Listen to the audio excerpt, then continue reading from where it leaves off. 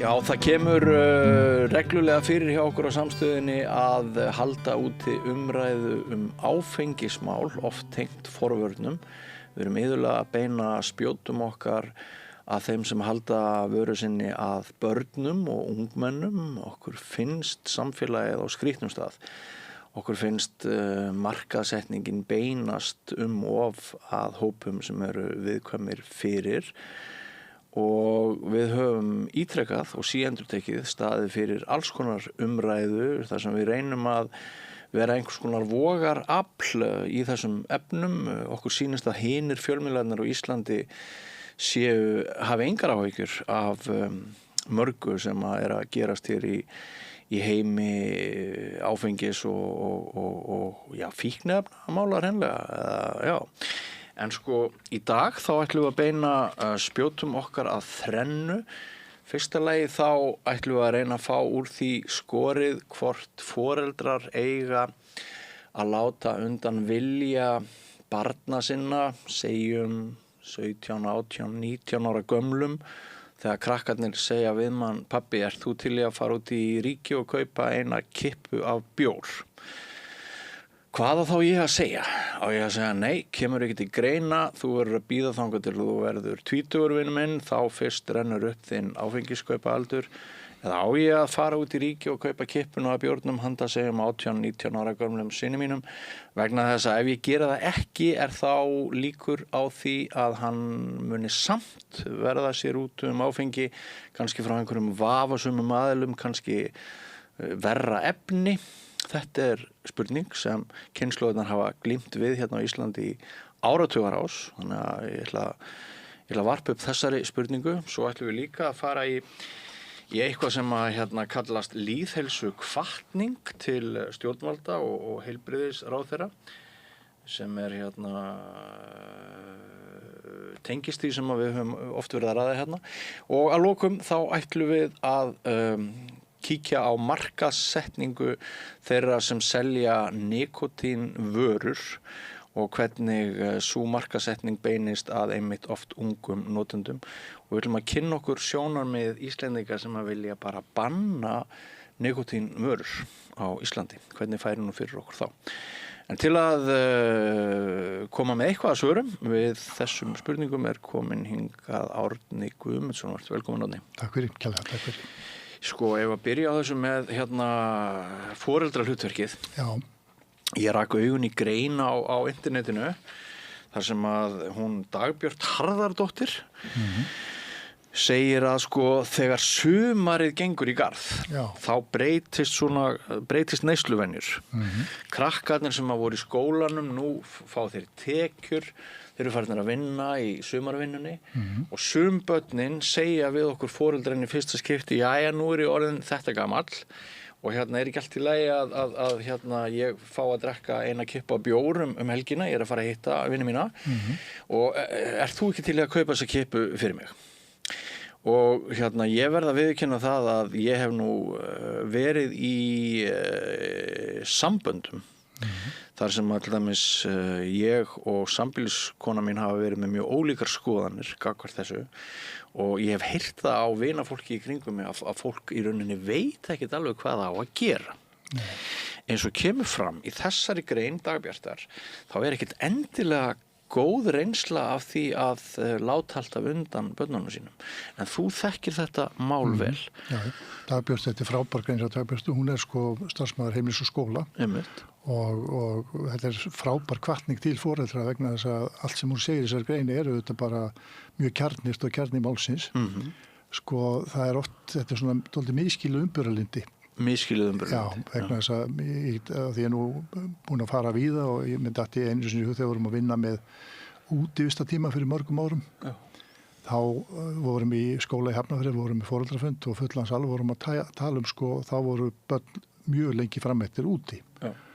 Og þá var einn faðir eins og stóðan upp og sagði ég rosalega harður og dóttir mín hún fær ekki að fara, hún má ekki vera lengur úti heldur en til 2. Eða eitt eitthvað svona, mjög harður á því. Hvað var hann gömul? Og þetta var þá 13-14 ára stúlka. Já. Og það verður svona dálítið kurr í salnum og þá var það þannig að hann hélt að hann væri strangasti faðirinn. Þá kom í ljós að hann var eiginlega eini sem hafði sko engin tök útvistatímanum af því hann var að miskilja einhverjum svona dóttirinn sagði auðvitað að það með allir vera lengur og allir þetta strik sem unga fólki notar auðvitað í sjálfstæðisbaráttu sinni sko. En það kom í ljós að þessi mörk sem hann hafi sett voru sko langt fyrir utan allt saman. Þessna held ég átt með foreldrar sem eru sko auðvitað kemur það í einhverjum uppeldi kemur það því að í einhverju tilfellum að ungt fólk fyrir að umgangast áfengi. Og þá þarf við að vinna með það út frá því sem foreldri eða forráðamaður uppeldismaður og auðvitað allar rannsóknir sýna það því seinna sem að ungmenni byrja að drekka áfengi því betra það í öllum skilningi. Þess vegna þetta kaupa fyrir. Sko, ef ég kaupi ekki fyrir barnið þá reddar það sér áfengi annars þar. Raunin verður það að þeir krakkar sem eru í þessar aðstöðu að fá sem sagt áfengi með mjög einföldum hætti. Fyrstalega þá viðbótun og aðra neyslu. Öðrulega kemur það þannig út að þessi krakkar eru þau krakkar sem drekka mest. Þú vilt að segja að þau reddi sér hvert sem svar foreldranna verður? Já, ég held að sé engin greiði gerðu með að bjarga unglingum með eitthvað áfengi þar á satt annars kaupi barni landa og annars líkt og lalala. Sko, ég held að ef fólk í uppbyldsuttinginu þá það ekki fólkið í því að koma með svona inngrip sem eru sko fjarri því fyrirbyggjandi.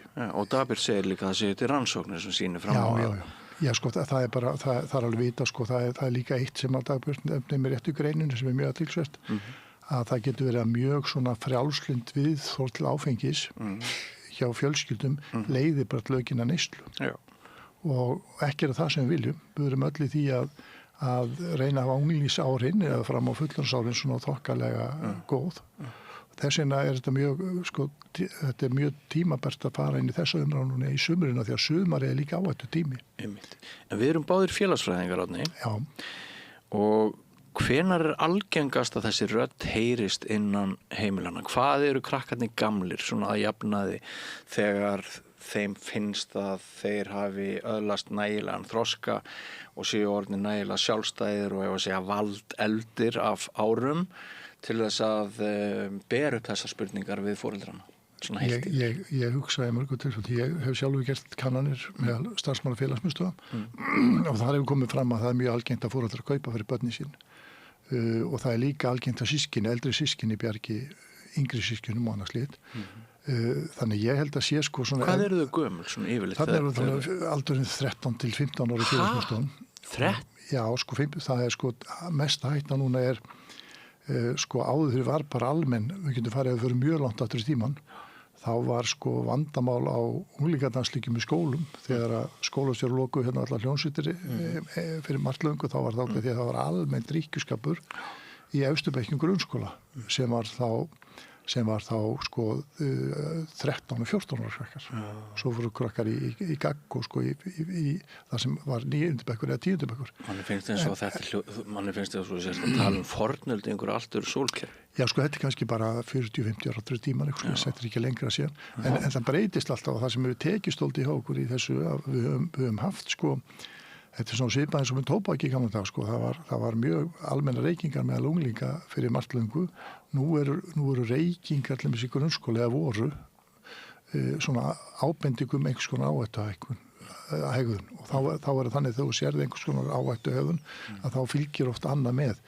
En núna þetta, sko, ef við erum alveg á bara deginum í dag, þá það þannig að skilin milli grunnskóla og menntaskóla eru mjög hættuleg. Þar eru, eða ekki hættulega, þau eru bara vandasum. Þar kemur að krakkar eru í raun og veru kannski að afla sér fyrstu launa og þar kemur svona aukin skemmtanamenning og þar kemur eins og öll börn og ungmenni glíma við dag. Það alveg brjálæðislegt áriti frá öllum þessum öflum. Já.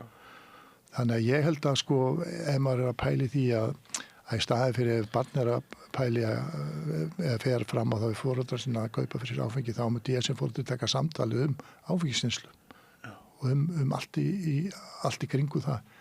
Af því það allar þær bókmenntir og vísindi sem ég les segja manni bara það er bara ávísun á meiri áfengisneyslu en verið væri. Þannig að þú gefur því bara fall einhvern að foreldri fari út í búð og kaupi áfengi fyrir barnið. Jafnvel þú þessi 19 ára gamalt? Já, ég sem foreldri myndi ég aldrei gera það og ekki einu sinni þó að fólk var orðið 19 ára og en þá líka fólk alltaf að segja þá verður þetta svona hins eginn, þá þetta fólk segja sem þessum lögum og við vitum það að það ekkert mál að ringi næsta netsöluverslun og fá áfengi til korter. En þá veit barnið líka að það að gera eitthvað sem að ólöglegt. Leiðu við viðurkennum þetta sem eitthvað eðlilegt, þá breytist allt saman og það viltustu draumar áfengisiðnaðarins eru þeir. Já, þetta eins og þegar ég var í eftirballpartíunum sem ungum maður. Og einhver dró upp hass, fór að reykja hass, þá fór ég alltaf. Já. Vegna þess að það var ekki það ég hefði rosalega fordóma gagnvart þeim sem var að reykja hass. Ég bara vissi að þetta var ólöglegt.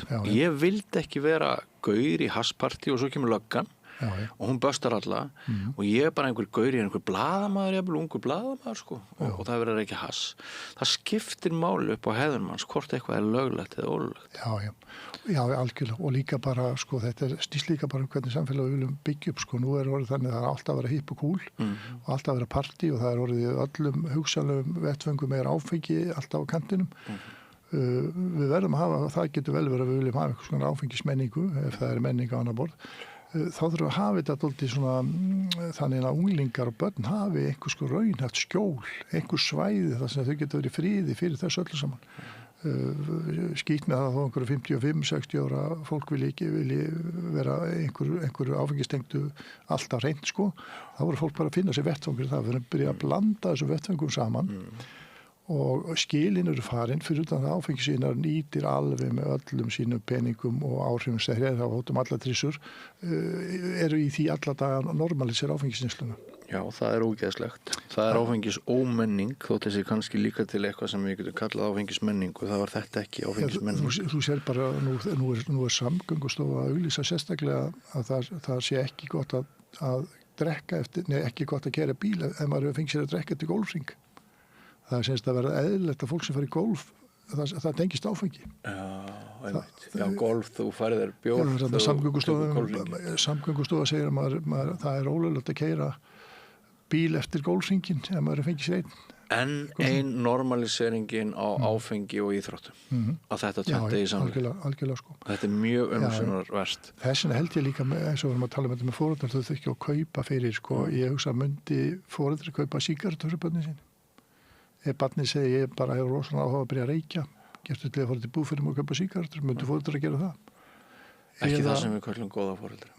Já, ég held að sé, það vilja allir foreldrar vera góðir og einilegir, en þarna held ég að fólk sé dálítið að miskilja þetta. Þess að greiðin engin. Greiðin fyrst og fremst bara þessi að það verið að segja áfengi, auðvitað áttu að fá áfengi og allt þetta og hérna fyrir sixpack og eitthvað svona og svo drekkur fólk og svo það þá orðið bara svona liður í því að þetta sé bara hefði eðlilega dæmi sem það auðvitað ekki. Það ekkit eðlilegt það 14-15 ára krakka séu drekkið áfengi. Nei. Og eins og hún segir hérna, hún Dagbjört í greininni sem við vorum að vitna til, að það eru til svo margar leiðir til þess að draga úr líkum á áhættuhegðun og hérna, hún nefnir góð tengsl náttúrulega, reglulega samveru fjölskyldunum þáttöku í íþróttum, án bjórsins og skipulögðu tómstundastarfi skýr mörkureglur, jákvæða jafningjahópa, tilfinningu fyrir því að tilheyra samfélagi. Þetta er góða punktar. Þetta íslenska módeli í nótskuld. Íslenska módeli. Og það í módelinu sem að reiða til falls. Já, eða semst mörgar rembast að halda einhverju þáttum gangandi, en svo hleyfst fólk undan merkjum alveg hægri vinstri, því miður. Og þar með tala íþróttarhreyfingin eða þar að segja boltaíþróttarnar. Áfengiskaup eru ekki verndandi þáttur. Nei, bara þetta er alveg, þetta er bara svipað, sittum þetta bara í samhengi, myndur þú kaupa sígarettur í barnið? Það var áhuga að byrja að reykja, það var allir byrja að reykja í kringu. Akkurat. Og það þá uppbyldishlutverk manns að kaupa sígarettur í barnið, svona ef maður situr þetta í svona eitthvað annað samhengi. En þó sambarlegt. Akkurat. Nú ætla ég að vinda aðeins kvæði minni kross. Ég ætla að fara hérna til hennar Kristínar Helgu Gunnarsdóttur, vinkonu minnar, sem nú í stjórn samstöðurinnar. Hún náttúrulega höfundur Fíasólar. Já, alveg rétt. Frábær barnabókar höfundur, eða bara rithöfundur og hérna lætur sig hag unga fólksins miklu verða. Hún skrifaði færslu hérna fyrir nokkrum dögum sem að mér finnst umhugsunarverð. Ég ætla bara að lesa hana upphátt fyrir þig og ykkur hlustendur áhorfendur. Jæja, ég ætla að segja það. Skítalummur eða nikotínpúðar eru bannaðir hjá fjölmörgum siðmenntuðum þjóðum. Frakkar hafa gengið lengst í banninu, púðarnir eru nú kolólöglegir í Frans og það sem meira það er harðbannað að hafa þá í fórum sínum og háar fjársektir í boði fyrir þá sem eru gómaðir með skítalummur í vasanum. Þannig kemur broskall með sólglerauga. Svíar segja að franska bannið sé bein árás á sænskan lífstíl. En ég til í þetta. Mér finnst allt í lagi að banna þennan skít, segir Kristín Helga Gunnarsdóttir rithöfundur. Sérstaklega þegar markhópurinn ungmenni og jafnvel börn og íþróttafólk í fremstu röð sem ítægandi neysluna. Svo liggur þetta út öll tún og stéttar 3 til 4 börn á Íslandi leita til bráðamóttöku í hverri viku vegna eitrunar af völdum nikotínpúða. Það ætti að vera nóg og ég ætla að láta lesturinn lokið. Hér á landi Árni hefur verið litið þannig á held ég að sá sem hættir að reykja, hann hafi bara unnið mikinn sigur á sjálfum sér og hann megi gera allt það sem hún sýnist eftir það. En kannski eru málin flóknari en svo. Miklu flóknari. Og þetta líka, ég alveg innilega sammála þessar færslu Helgu, mér finnst þetta alveg orðið í tímatöluð. Það? Sko, ég held hún síðan að setja þetta svolítið fram sem ögrun, sko. Já. Það voru einhverju broskallar þarna sem ég var ekkert að þylja upp, en hérna hún svona að reyna að vekja okkur. Já, sko, það alveg fullt þörf á því. Sko, vegna þess að það var hér danskur sérfræðingur, hérna í lungna sérfræðingur sem kom hérna og var að halda erindi á lungnaþingi lækna félagsins held ég hafi verið. Krabbameinsfélagið í Reykjavík, eða Krabbameinsfélagið Íslands held smá örráðstefnu síðastliðinn föstudag. Þá kom þessi kona ég man bara því miður ekki nafnið á henni. Og hún var náttúrulega bara að flagga nýjustu rannsóknum í þessu og við þekkjum það unglingabransann og sko við sjáum unglingar sem áneytist þessu bara á 10-2 og verða nikotínistar og þetta náttúrulega bara tóbak þó að sé íslensku löggjöf verið ekki undir tóbakslöggjöfin sem mjög undarlegt heldur fjallar þetta fyrst og svo sölu fyrirkomulag og allt tóbak var einstað en það annar mál. Það sem kemur í ljós að þessar vörur eru náttúrulega sko tóbaksbransi verður að gera eitthvað allt þetta tóbak og þá breytir hann bara umbreytir það í svona salgetusumbúður og allt þetta situr nikotínið sem er skortir eitur í hérna einhvers konar umbúður og þetta verður leið sem sagt fólks inn í reykingabransan. Þetta er ekki leið út úr bransunum eins og sagt það til dæmis enga rannsókn sem sýna það að þeir sem hættar ekki að sígarettur fara í veipið að flestir fara út svona blandaða neyslu. Veipið verður bara viðbót við sígarettudótið og þetta verður bara þannig að nikotínum verður almennt verð eitt mengi. Og svo þetta koma fullt af alls konar rannsóknum heilsufarsleg áhrif af bæði púðunum og veipinu og öllu þessu dóti og þetta þetta bara umbreyting á vöru í eitthvað annað. Svo þetta sorglegt hvernig þessu haldið að börnum og ungmennum og þetta svo sterkar þó að sé einhverja reglur í Íslandum það hvað maður ekki styrkur í veipi að þá þetta svo mikið styrkur með minni það ég ekki með þess að tölur svo fram en það svona dæmi bara krakka sem svona þokkalega venjulegri neyslu af púðunum að þau eru að fá inn sko á einu degi svona svipað eins og maður fær út svona 120-30 sígarettum. Þannig að þú getur ímyndað sko hvað fólk verður brjálega slá. Nikotín ávanabindandi efni. Viltu þess að vöru verið bara bannaðar, allar? Ég myndi bara sitja það sem við gerðum hérna voru mikil mistök og allir eru að vakna fyrir þetta, menn heldur fyrst að veipi væri, sko, það var allt í lagi, nikotín uppbúið, það væri allt í lagi og það var einhvern veginn, allt væri þetta tengt við reykinn í sígarettum sem væri upp af alls og endir. Rannsókn sína bara einfaldlega að það alls konar heilsufarslegt tjón sem kemur af bara að innbyrða mikið nikotín bara hættulegt. Og eins og nefndir hérna á þegar lítil börn hafa fundið einhverju púð á leikvöllum og fara að gleypa þetta og lítil börn komist í eitthvað svona, þá verður nikotín eitrun. Viltu þetta verið allt bannað? Ég myndi setja þetta bara undir sama hatt og tóbasjör. Þetta sé til fyrsta lagi sko engar auglýsingar og ekki neitt og þetta sé bara bak við luktadur fréttir og auðvitað að banna svona grjótarða og svæsna markas sóka hver börnum og ungmennum. Þetta svensdótari, allt þetta system, allir þessir áhrifavaldar sem eru að flagga nikotínvörum, þeir gera sér því miður ekki grein fyrir ábyrgð sinni sem slíkir.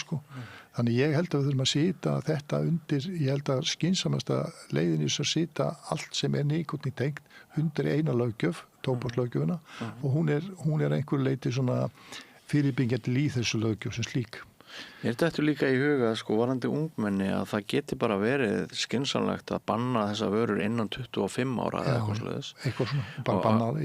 Að færa aldursmörkin, býtu börn undir 18 geta ekki keypt nikótínvörur, er það ekki rétt hjá mér? Jú, og þetta var bara alltaf eins og tóbaki á sín tíma, þegar tóbaki var, það voru tóbasjölusingar öllu blöðum og allt þetta og þetta var alltaf rosalega mikla reykingar almennar sem tókst að taka, og nú eru reykingar komna dálítið mikið niður en magn nikótín neyslu er eiginlega orðið að sama vegna þess að nú er þetta, og þessi danski sérfræðingur þarna sem var frábær fyrirlestur, það er þeir sem á að hlusta á fyrirlesturinn, hann er inn á Facebook-síðu foreldrasamtakana. Hún bendi bara það, hún segir bara að þetta er bara faraldur. Þetta er ekki neitt svona tilfallandi, og hún sýndi þarna mikið af gögnum sem sýna fram á það en allar þessar nikótínvörur eru leið inn í nikótínheiminn, ekki út úr honum, ekki vendandi, heldur þetta bara leið tóbaksbransan til að fá nýja neytendur. Þetta er svo mikill faraldur að hér var við hliðina á mér við Rauðaborðið í gær í kynningu 22-23 ára gömul stúlka, cirka. Og hún sagði bara að það eru allir á nikotíni í kringum. Hún var að tala um jafnaldra sína. Já.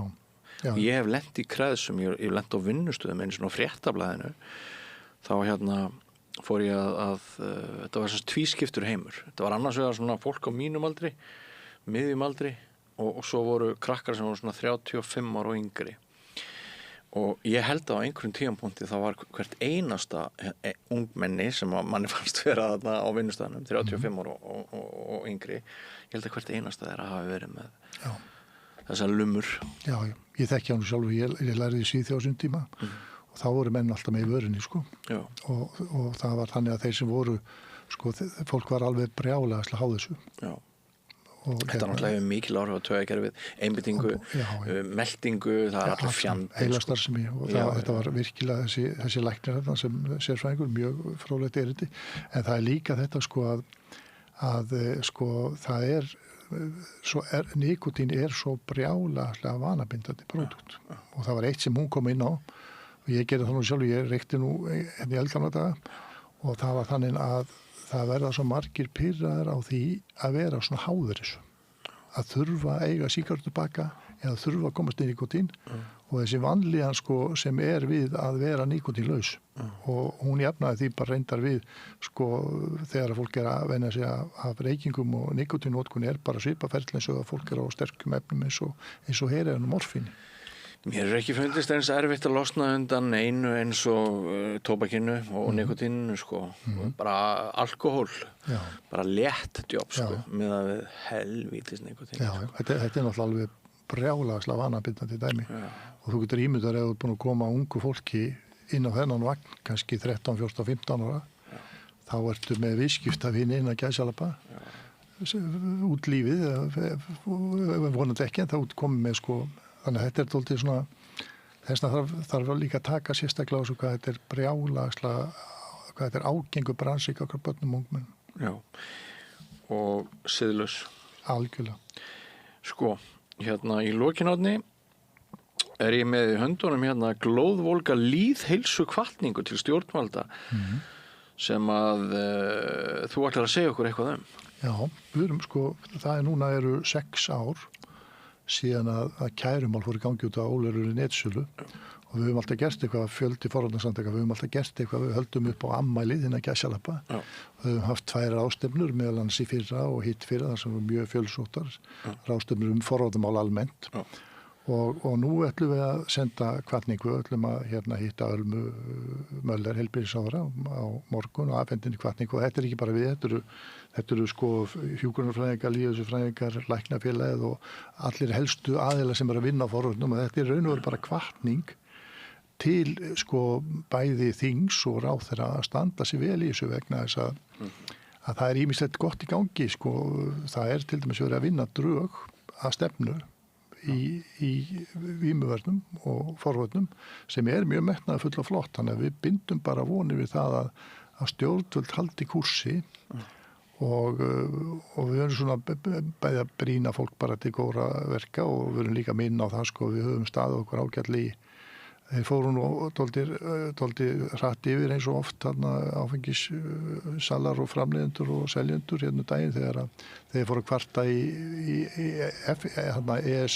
ES eða Evrópusambandi það væri ólöglegt að vera ekki með þess sko frelsi allar til þess að selja hérna á Ísland og bla bla bla og þar svaraði íslenska ríki bara ríkisstjórnin mjög skynsamlega og segir bara það eru lýðheilsu reglur, toppa bara viðskiptareglur í svona málum og öðru slíku. Þannig að þetta er svona góðlátleg brýning bara til þessara samtaka allra, eða frá öllum þessu samtökum og það er oft þannig sko í umræðina þá eru við sem erum að stærfi forvörnum, við erum ekki með sko fjármagn upp úr öllum vössum. Þannig að rödd okkar verður kannski ekki eins sterk eins og þeirra sem hafa mest fjármagni og það er að óstöðan elta upp allt það sem áfengisbransin segir í eigin þágu og þannig að þetta er bara svona brýning til ráðherra, heilbrigðisráðherra sem er fyrrverandi landlæknir og stóð sér vel í því embætti. Þetta er bara brýning að standa vörð lýðheilsu markmiðin. Það er bara númer 1, 2 og 3. Viðskipta sjónarmið eru bara númer 3, 4, 5 í lýðheilsumálum. Einhver sérhagsmunir að selja áfengi og greiða og því peninga persónulega. Það vegur ekki neitt á móti þeirri velferð sem er búin til þegar við höfum alvöru lýðheilsu stefnu í landinu og virðum til dæmis réttindi barna og ungmenna til þess að vera í fríði fyrir þessum öllum. Það þarf einhver að tala þeirra máli. Þetta er semst á morgun sem að hugsanlega á morgun ætlum við að afhenda ráðherra og svo munum við senda út á bara góða fréttatilkynningu í kjölfarið og þannig að þetta er svona og þetta sýnir bara þetta er náttúrulega öll helstu fag og fagsamtök og félagsamtök á þessu sviði og við höfum auðvitað fundið það í baráttinu, við erum ekki ein. Það er þannig að einstaklingar út í bæ þeir hugsa sitt, fyrirtæki vinnur bara hvernig geti grætti mest og einstaklingur í Efra-Breiðholti eða einhvers staðar eða í Fossvoginum eða Hafnarfirðinum, hann er ekkert að rjúka upp til hand og fóta þó hann sé ósáttur við einhverja þróun. Hann hins vegar, við finnum það við sem erum í forhaldum, við finnum það hvað er algjör meðbyr með okkar sem sagt málstað og málefnum og enda erum við ekki einu persónulegum hagsmunum af því að starfa í forhaldum. Það er sem sagt sá sísti vettvangur sem maður velja sér að fara að hugsa einhvers konar peninga. Ef peningar eru þá raunveruleg verðmæti sem eru náttúrulega ekki. Já, ég veit. Það er ennþá til fólk sem heldur að það sé ekkert annað sem keyrir okkur áfram heldur en efnisleg ágernd. Það er mikil misskilningur. Ég skrifaði færslu þá á Facebook í gær. Já, það er sko, þú sér það bara þegar viðskiptin, gróðin er orðin nummer 1, 2, 3, 4, 5 og alveg sem við komum að fara, þá er þetta orðið einhvers konar fíkn. Já, ég veit. Sérslít. En kæra þakkir Árni Guðmundsson. Sömuleiðis, takk fyrir mikilvægt. Fyrir að koma hingað. Enn eina ferðin á Rauðaborinu. Hvað heldur þú sett búin að koma hérna oft til mín á síðustu 1,5 árinu? Það er bara oft, en það er alltaf gaman að hitta þig. Alltaf fróðlegt að heyra þér. Og líka sérstaklega gott að hafa miðil sem að ræðir þetta þennan máta sem við erum að ræða þetta á dýftinni og það er full vanþrói skora á aðra miðla að fylgja í fótspori eitthvað hvað þetta varar. Já, mæltum manna heilastur. Kæra þakkir fyrir komuna og kæra þakkir til ykkar hlustendur áhorfendur fyrir að fylgjast með þessari umræðu okkar. Við erum ekki hætt. Nýr kafli eftir andartak, ekki fara langt. Góðir fjölmiðlar eru mikilvægur partur af því súrefni sem sérhvert samfélag þarf á að halda. En góðir fjölmiðlar þeir þurfa ekki endilega að vera hlutlausir, en þeir verða að vera sjálfstæðir. Alveg eins og góðir háskólar og traustir dómstólar þurfa að vera sjálfstæðir. Þeir þurfa að þjóna fólkinu, ekki valdinu. Ég heiti Þorvaldur Gylfason og ég styð samstöðina.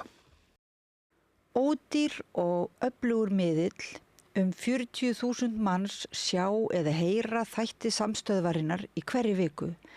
Ef þú vilt auglýsa, sendu póst á samstöðin@samstöðin.is.